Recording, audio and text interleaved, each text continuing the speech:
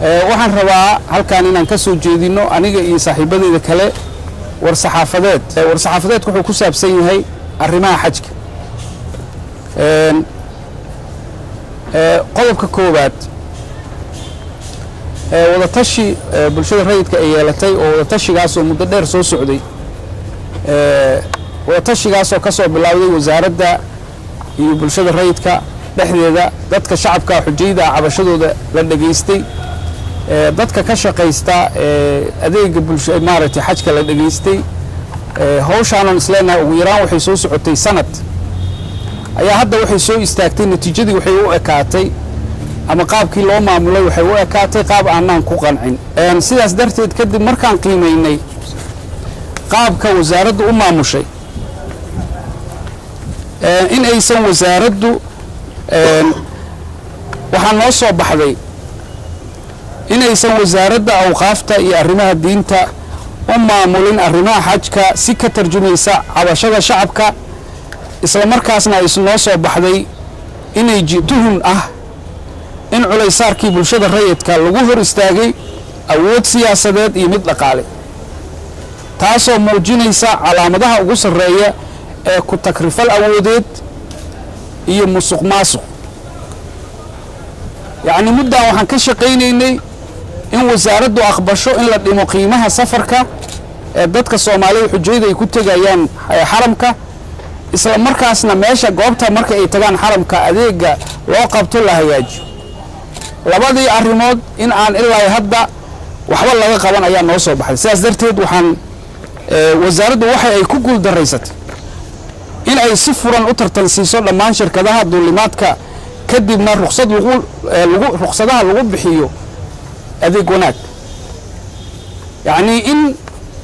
waxa la wixii dadaal oo bulshada rayidku samaysay ay waxba ka soo naascadaan waayeen. waxaan aaminsannahay in lagu hor istaagay awood siyaasadeed iyo mid dhaqaale. tan dhaqaaluhu waxay qayb ka tahay musuqa socda, tan awoodda siyaasadeedna waxay ka tahay mas-uuliyiinta markaas xilka haya ama kuwo kale oo ku garab siinaya inay hor istaageen in wax laga qabto cabashooyinkii. waayo cabashada xujaydu iyo talooyinka bulshada rayidku waxay ku qutumeen in la dhimo qiimaha safarka xajka oo aad u sarreeya, marka iyo in la hagaajiyo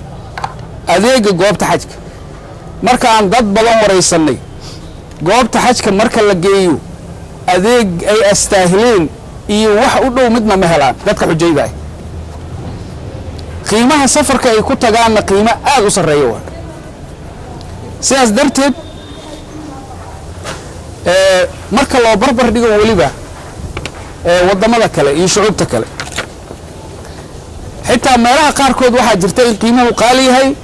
laakiin waxay helaan dadkaasi adeeg u qalma. meeshan waxaa taalla qiimihiinu inuu qaali yahay, adeegga dadkaas loo qabanayo aad u hooseeya, laga bilaabo safarku meeshuu ka bilowdo ilaa ay ku soo noqdaan meeshay ka baxeen. sidaas darteed waxaa dalladda bulshada rayidka ay dhaliil u soo jeedinaysaa wasaaradda awqaafta iyo arrimaha diinta in ay ku guul daraysatay in ay xajka u maamusho si waafaqsan maamul wanaag. waxaan u soo jeedinaynaa dhaliil ah inaysan wasaaraddu si waafaqsan maamul wanaagga aysan u maamulin arrimaha xajka.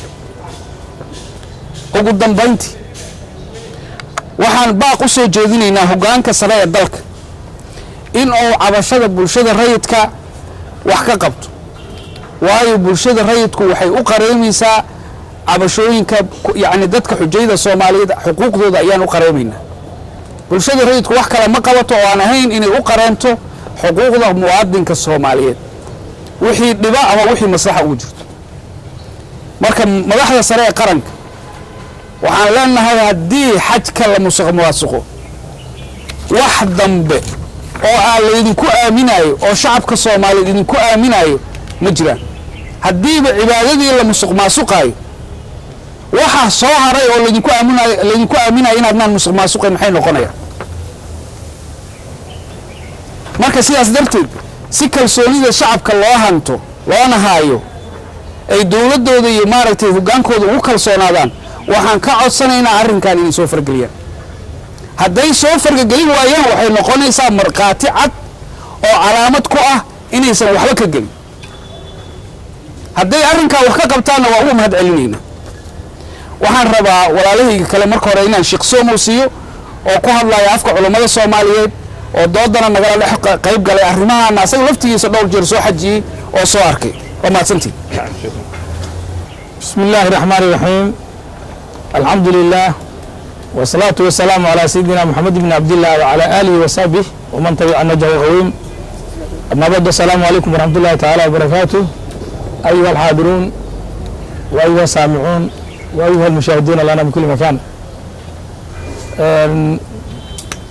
هذا حدا ورهذا برشاد رايدك بوركا كوجر هذا خرطي يتاجر يصحافة يدمان ومدى الصومالي وعمرك الله هاي وسلامتهن وحن دانا علوم الصوماليات كم هاد علينا درانك برشادة رايدك ودورياشا ببناياشا الصوماليات حني كرا برشادة رايدكو ودورياشا ببناياشا ومدى الصوماليات وليسار كإسارين iyo niyo wadaaga ay sameeyaan iyo u doodida ee dadka Soomaaliyeed goor kasta u taagan yihiin inay u doodaan mawduuca daaw soo laabto waxa xaq u leeyahay shacabka Soomaaliyeed xaq u leeyahay ugu leeyahay dawladdiisa iyo shirkadahaba inay khidmad wanaagsan helaan mar kasta gaar ahaan arrinta hadda xajka waxa dhan si darro ah in dalalka aanu diriska nahay lacag aad uga badan lacagta ay ku xijiyaan dadka muslimiinta ee degan in dadkaynu ku xijinayo in goobaha cibaadada aad looga fogeynayo oo markay maartay labada xaranba ay dhibaato ku qabaan inay labada masjid si wanaagsan si fudud ay ugu dukadaan shanta salaadood waxaa dhibaato ah in aysan heli karin xuduudda Soomaaliyeed hoy u qalma waxaa dhibaato ah in aysan heli karin xuduudda Soomaaliyeed daryeel caafimaad ay u baahan yihiin xilliga xajka iyo khidmadii ay ugu baahnaayeen xajka ayagoo ah bulshada ugu badan ee lacagaha ugu badan laga qaado oon qabanin saa daraadeed waxaa ayaa darro ah in inta badan dawladdu ay isbedesho gaar ahaan wasaaradda awqaafta arrimaha diintu aysan awood badan wasaaradaha iyo wasaaradii ugu mudnaa inayna awood badan dawladda dhexdeeda ku lahayn waxaa kaloo ka sii ayaan daran in inta badan wasiirkii maxdarka soo saxay xajka oonan xajka hogaamin oo isbedelka siyaasadeed ee dawladda Soomaaliya ku dhaco shalay wasiirkii hadduu saxiixa la bedelayo wasiir cusub la keenayo kan intuu qabsanayo oo shirkadaha soo isfahmaan waqti kale ay qaadanayso waxaana si daraa in dawladda Soomaaliya ay naga lahaynba dayuurado dadkeeda xajka ay ugu daabusho ayna ahayd in laga fikiro in la haylo dayuurad dawladdu ay leedahay waxaan soo jeedinaynaa anagoo baaqa la wadaagayna bulshada rayidka in haddii aan noqdo Soomaaliyeed in shacabka Soomaaliyeed dawladdu mas'uuliyadaas u hayso ay iska saarto bulshada waajibaadkeeda oo daryeel caafimaad inta taagteeda dawladdu ay la timaado in wasaaradda ay dhiirigeliso bulshada waajibaadkeeda waxay u baahan tahay ay samayso lana xisaabtanto iyo in qiimaha kiya looga xijinayo oo looga xijinayo Ethiopia oo looga xijinayo martay Djibouti in shacabka Soomaaliyeed qiimo ka badan aan laga qaadin oo si furan shirkada oo shuruud lagu xiray shuruudda lagu xiray in ay tahay khidmo wanaag shirkadii ku guuleysata dadka Soomaaliyeed inay adeeg fiican u qabato idan oo cibaadadooda ay ku gutaan oo xaramka meel u dhow la dejinayo oo guri munaasab la siinayo oo gaadiid munaasab lagu qaadayo oo dayuurado munaasab lagu qaadayo oo xilli munaasab la qaadayo xilli munaasab la soo celinayo oo cariiri oo ka jireynin shirkadii arintaasi ku guuleysan karta kuna guuleysata una qiimo jabnaata qiimo macquul ah la timaada in dawladdu ay siiso oo aysan naqanin dadka Soomaaliyeed dad shirkada gooni ay leeyihiin oo ayuka la haysto inayna naqanin ay noqdaan dad xur ah. magacaygu waxaa leeyahay marin cabdullaahi hilowle waxa maanta aan halkan ka hadlayno oo la sugu mid waxay tahay arrimaha xajka ayay tahay anigoo u doodaya dhammaan ummadda Soomaaliyeed ee bulshada rayidka ah dhammaanteed anigoo u doodaya gaar ahaan gabdhaha Soomaaliyeed ee ku nool geyga Soomaaliya anigoo u doodaya dhibaatooyin badan sidii hore looga dhawaajiyay ayaa xajka ka jiro marka waxaan rabnaa in shirkadaha ama dawladda in ay arrinkaasi ay ka fiirso anigoo ka hadlayo qiimaha ka hadlayo qiimaha markaan ka hadlayo gabdhaha Soomaaliyeed waxay kariyaan shaah waxay kariyaan qudaar ayay gadaan waxay ka ganacsadaan caano markii ay rabaan maanta inay soo xijaan 27 sano gabdhaha Soomaaliya ayaa badbaadiyay Soomaaliya oo waxa isku biilaayay haddana maanta ay rabaan inay ka xajiyaan haddii qiimihii lagu qaaleeyo waxaan u maleynayaa inaysan xajinayn gabadhu waa islaam waxay rabtaa inay xajiso marka waxaan rabaa shirkadaha u xil saaran arrimahaas ay u xil saarto dawladda inaan arrintaas ay ka fiirsato oo ay ka dhinta qiimaha dhammaan ummadda Soomaaliyeed ee meel kasta ku nool ummadda waxay ku jirtaa 27 sano dhibaato dagaal ay ku jirtay dhibaato maamul xumo ay ku jirtay maanta haddii aan helno dawlad waxaan isdheeynaa adeegii bulshada waad helaysiin ayaan isdheeynaa waxayna noo muuqataa in ay ka sii darayso arrintaasina waxay gaar ahaan ugu socotaa wasaaradda diinta iyo awqaafta Soomaaliya ee dawladda Soomaaliya ayay gaar ahaan ugu socotaa inay loo dhiibaan shirkado ganacsi ah ee macnaha nagu qaaliyeeyaan iyada ayaa ka dambaysa baaqaasina wuxuu u socdaa wasaaradda diinta iyo awqaafta in ay arrintaasi ka soo jawaabto in ay samayso qiimis dhimin dhammaan ummadda Soomaaliyeed gaar ahaan gabdhaha Soomaaliyeed ay u samayso anoo gabdhaha Soomaaliyeed u hadlaayo bismillaahir rahmaanir rahiim waxaan hortaada u mahadcelinayaa hay'adda Soomaaliya oo barnaamijkan soo abaabushay oo inta badan u qareynaysa bulshada rayidka Soomaaliyeed waxa baaqan wuxuu ku salaysan yahay cabasho ka timid xujayta Soomaaliyeed kuwa hore u tagay iyo kuwa hadda u heelan inay xajka aadaan oo ah in qarashka xajka lagu aadayo in aad iyo aad u sareeyo waxaa kaloo ku fadhiyaa adeega maxay ahayd ay neef loo qabto markay xajka tagaan oo aad iyo aad u liita arrintaasna waxaa ogaan kara nin xajka tegey ninaan xajka tegey kama sheekay karo adeega meesha ka jira iyo sida dadka loola macaamilayo waxaan marka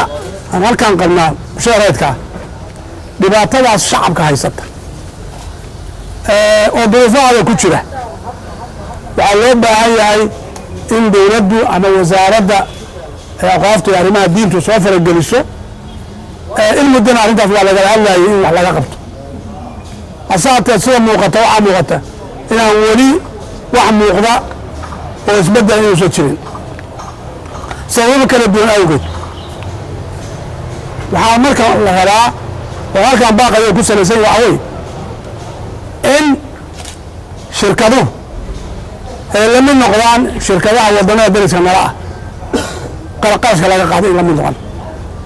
adeega ay bixinayo adeegaas waa la mid noqdaan markay rab dadka qaadayaan iyo markay cageeyaan waxaan halkan sheegaynaa inay aad iyo aad u liidato adeega xujaysa la siiyo markay goobta tagaan nimanka shirkadaha maalinta ay jiddo kaa dejiyaan oo jiddo kaa dejiya oo gudaha gasho ayaa kuugu dambaysa adoo raadinaya oo la markaa maxaa carafo mina la joogo aada arkayn maanta carafo aada arkayn marka dambe la soo noqo aada arkayn oo intaas aad goobayso aad iyo aad baa ku jira uga jirtaa adeega shirkaduhu bixiyaan ee dadka xujayska wax aad iyo aad looga naxa wey waxa weeye taas waxay keenaysaa dad badan oo nin xajka tegey mar labaad waxa weeye ku adkaan laana dhib tira badan meesha kala kulmaya marka waxaan leenahay anagu dawladda arrintaa inay wax ka qabato waxa la dhib ku dhaco waa shacabka Soomaaliyeed waxa loo soo waa cibaado Ilaahay waa meesha lagu soo duceeyo waa meesha dalka laga soo duceeyo waa meesha dadka Soomaaliyeed lagu soo duceeyo waxa weeye marka dadka xujaysta waa waqti xujaytu sida diintu qabto waxa weeye waa wafdi wafdiga Ilaahay ay ka mid yihiin بسم الله الرحمن الرحيم والحمد لله والصلاة والسلام على رسول الله halkan waxaan isugu nimid inaan cadayno haddaan nahay ururada bulshada Soomaaliyeed waxa aan ka qabno qaabka loo maamulay nidaamka xajka iyo xujayda safarkooda sida loo maamulay inaan ka cadayno